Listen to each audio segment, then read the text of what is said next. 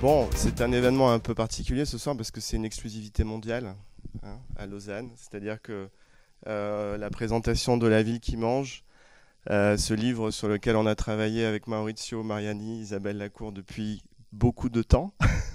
Enfin, il est sur le point de paraître, donc là, il sera en librairie en septembre 2013. Pour ma part, je vais je vais essayer d'installer le décor de La ville qui mange parce que on s'est aperçu en écrivant ce livre qu'on ne pouvait pas entrer directement dans les propositions. Il y en a beaucoup dans le livre et à la fois Isabelle et Maurizio en parleront de manière plus spécifique.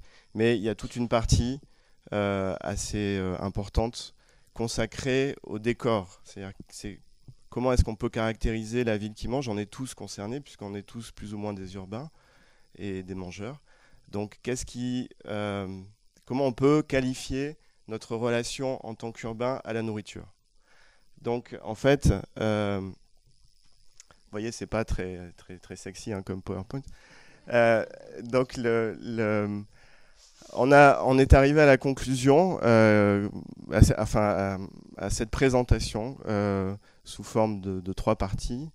Manger sans produire, manger sans savoir, manger sans aménager. Donc, on dramatise un peu la situation pour ensuite offrir des pistes de propositions à la fois aux habitants des villes, mais aussi et surtout aux décideurs politiques.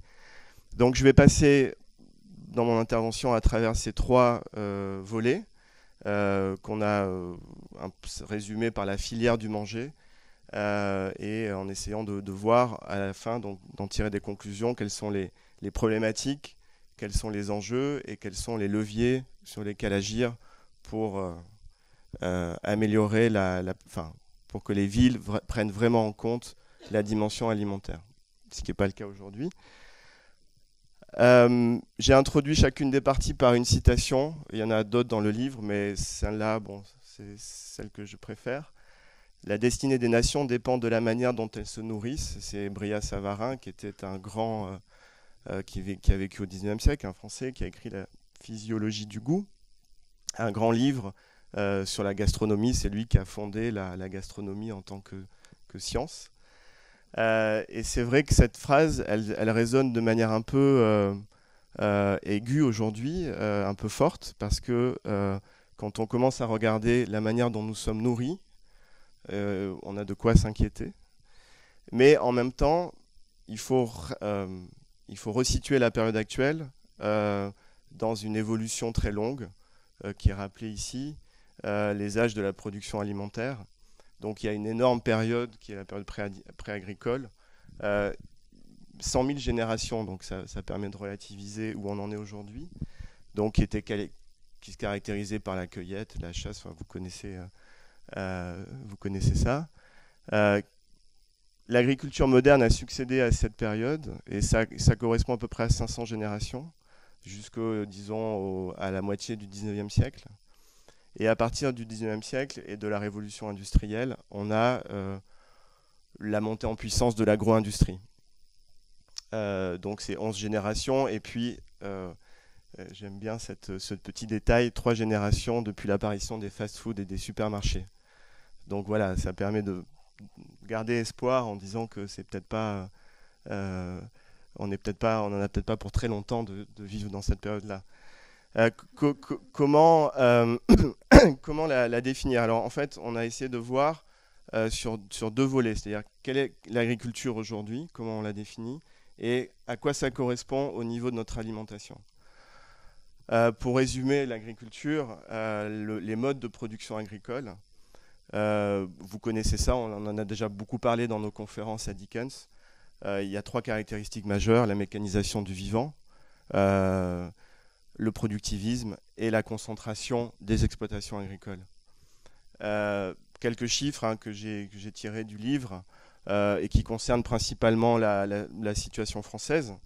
Donc vous voyez que depuis la Seconde Guerre mondiale, on est passé de 40% à 3,3% de la population active travaillant dans les champs, ce qui correspond donc à un changement sociologique majeur.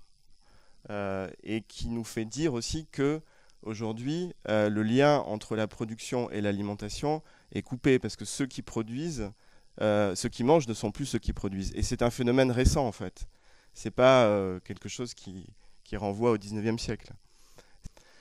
La nourriture est devenue une commodity. Ça, c'est Maurizio, c'est quelque chose qu'il dit souvent et il en parlera certainement. La nourriture est considérée comme une matière première sur laquelle on peut spéculer. Il y a des bourses, ça vous le savez.